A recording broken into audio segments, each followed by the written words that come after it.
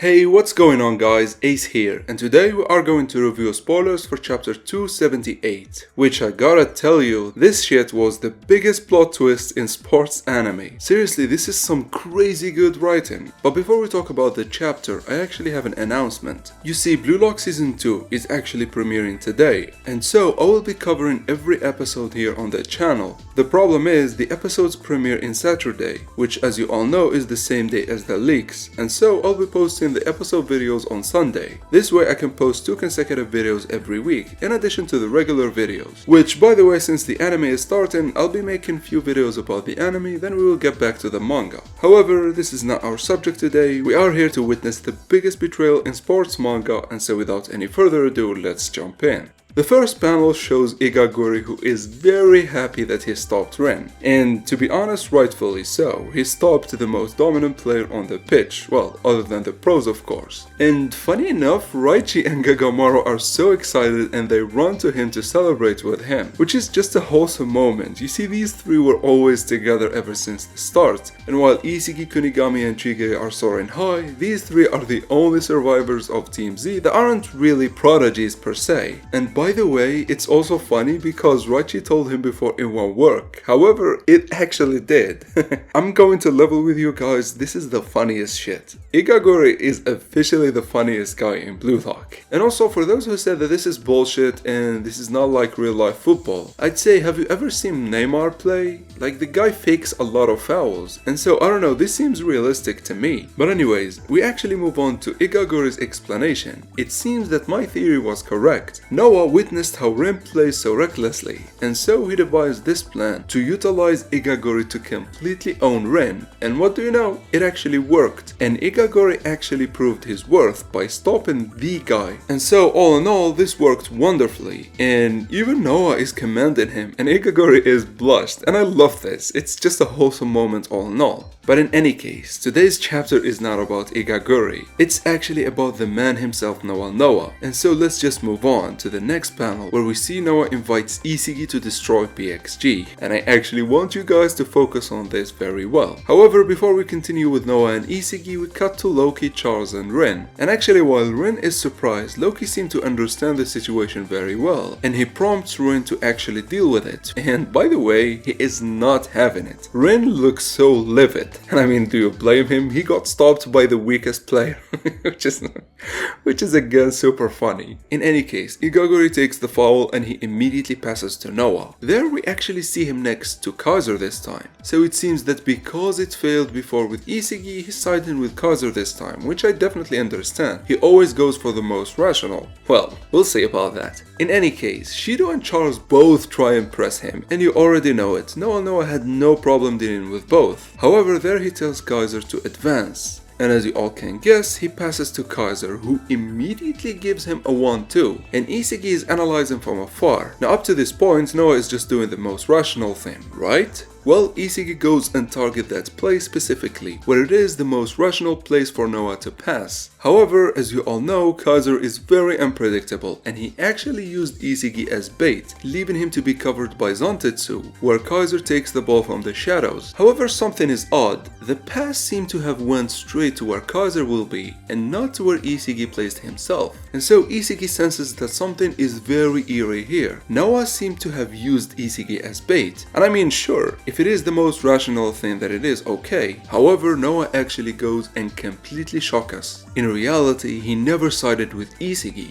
It seemed that he was using him just to push Kaiser to awaken. Noah understands that Kaiser has the most potential and he was holding himself, and so he devised a plan to utilize Isagi in order to awaken Kaiser. That is because he wants Kaiser to challenge him. He wants Kaiser to push him towards a new height. And in the next panel, as Isagi is shook, we get to witness for the first time Noah's aura. And man, it looks as menacing as ever. It seems that it has these geometrical shapes. We see squares, triangles and circles, and honestly I was expecting it to be similar to Psi with some mathematics, but having things to do with geometry, I don't know if it is the same as calculated, because calculus is different from geometry. I still give it to the author. This looks hella menacing. And the fact that Noah has never been with Isagi, the fact that Noah was using him all this time just to push Kaiser, just so he can have a worthy opponent, is insane. Now I have few big problems with this. However, as far as writing goes, this is one of the most shocking plot twists in sports anime hands down, if not the best. But in any case, both Kaiser and Isagi are shook. Isagi is feeling betrayed, however Kaiser is confused because Noah seemed to have always been against him. However, it was just his way to push him. And by the way, Noah is almost at the goal. Him and Kaiser have taken PXG on a ride.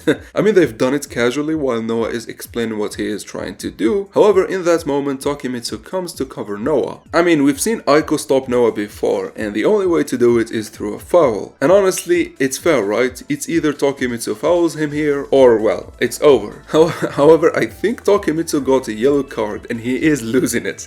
The guy is a scaredy little sheep, and so getting a yellow card is very nerve-wracking for him. And by the way, this shows the difference between him and Aiko. The way Aiko tackled Noah was very in play, and it really stopped him without giving them a foul. However, Takemitsu isn't as experienced as Aiko when it comes to defending, and so this is a given. But there, as Takemitsu is losing it, we see one of the most heartbreaking panels in the show. I know this is not Snuffy's backstory level of sadness, but man, seeing Isagi depressed is just, I don't know, I've always wanted him to fail so we see him evolve further, but I did not want it to be this way. I did not want to see him get heartbroken. The guy really worked hard for this. However, for all of that was just for him to be a supporting character to Noah and Kaiser. Not just that, it's the betrayal as well. As Isagi stated, Noah has never sided with me. He was just using me so he can push Kaiser further, so he can gain a worthy opponent. So this means Noah does not even see him as a worthy opponent. And again, I have a big problem with this, but we'll get to it after we finish the chapter. Isagi also noted that this is the second time this happened in the same game. He felt this with Rin, that he was a supporting character, and now it's happening again. However, now it's with his idol. It's with the guy he almost worshipped, and it's really hurting him, and it shows. And as if that wasn't enough, Noah gives the ball to Kaiser and tells him to take the foul. And here I am actually confused.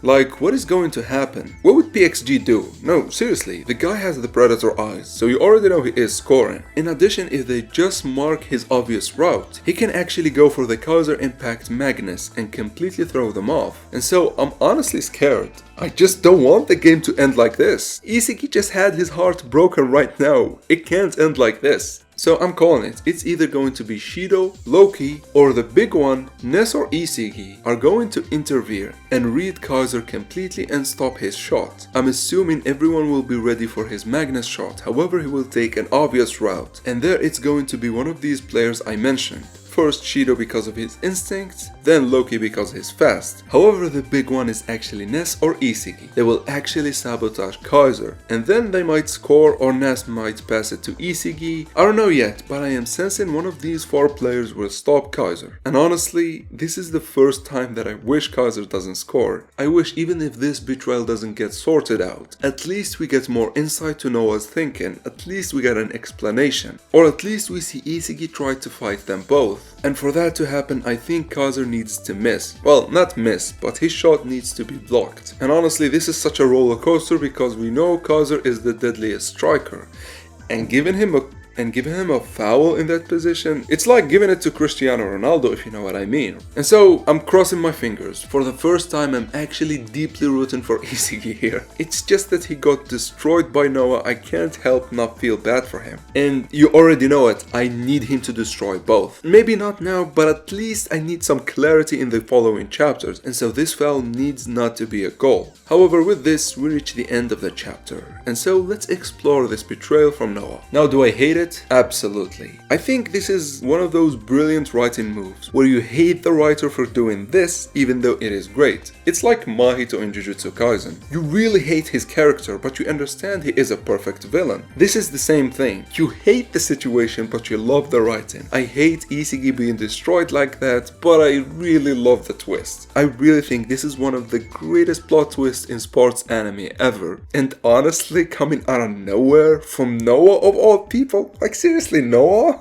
It's so bizarre to say, right? Like, Noah has always been this rational guy that always went with the rational option. However, it turns out he is an egoist. And I mean, we should have expected this. This show is all about ego. Actually, speaking of ego and rationality, before we saw how both Noah and Snuffy are very rational, right? And it seemed odd to me that Noah was the best in the world, even though Snuffy is better and Snuffy is as rational. However, now it makes sense. Snuffy did not become the best in the world because he lacked ego, which was eventually reawakened by Barrow, and so I've always suspected that Noah has an insane ego. However, I did not see it to be this twisted. Like, it seems that Noah scouted Kaiser ever since he was young. However, he saw the flaws in his philosophy, and he needed to push him to the point he awakens. In doing that, it almost pushed Kaiser away from Bastard. However, thanks to Isagi, he didn't. Thanks to Isagi, he realized his weakness and now he is better than ever. I mean, honestly, right now he's the best pure striker in the U20 category. Rin might be a better player overall, but as a pure striker, nothing beats the Predator Eyes fused with the Kaiser impact, especially with him unlocking the Magnus technique. However, the reason I hate this is Isagi, man.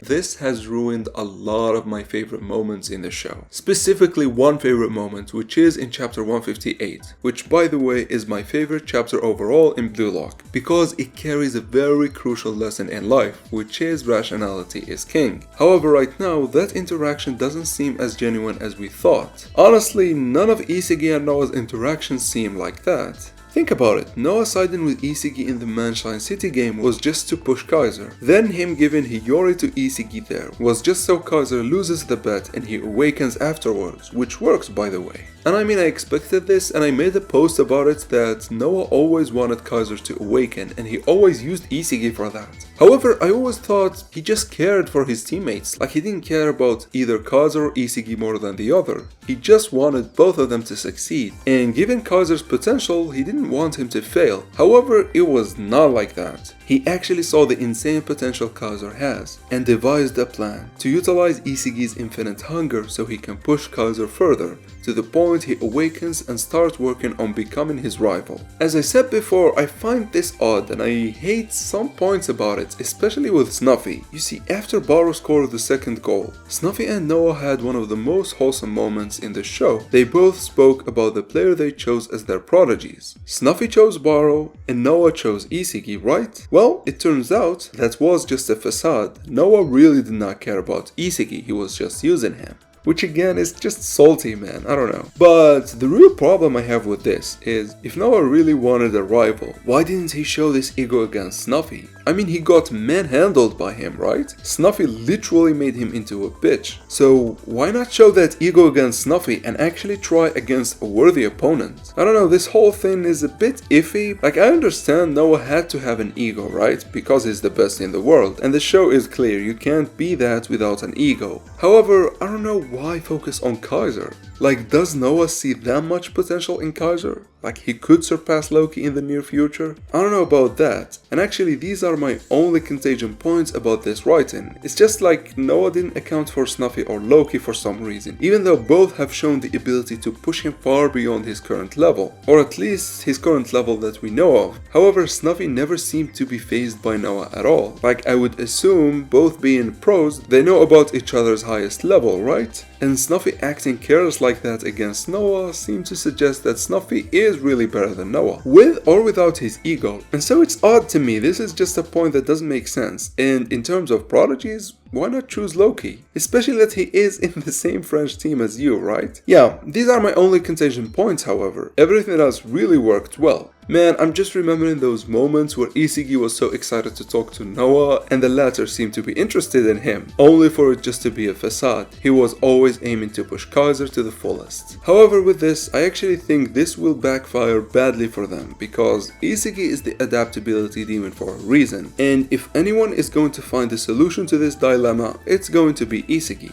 I understand he may not do it here, but definitely in the U20 World Cups he will surpass Kaiser for sure. And we might even get an arc after that and a time skip and get to the real World Cups, where Isagi will finally face Noah in the finals or something, and he finally takes his revenge on him. I mean, I'm all for that. That would be great long-term writing. And honestly, this betrayal in itself has been a great long-term writing. And if you think about it, it kinda makes sense. I mean, think about it. In the novel, it says that Isagi gained his ego after witnessing Noah plays, and especially when seeing what Noah said after the game. He said that it feels good to score 3 goals and lose 4-3, than him passing and winning 2-1. That's definitely not rational, right? Well, it seems that he always had an ego. It's just that the writer hit it well. And for that, props to him, man. Overall, I hate and I love this. I hate it because it makes me feel bad. I love it because it's brilliant writing. However, that's all I've got for you guys. Please let me know what do you think of this plot twist in the comments. But with that, I hope you enjoyed, and until next time, thank you for watching.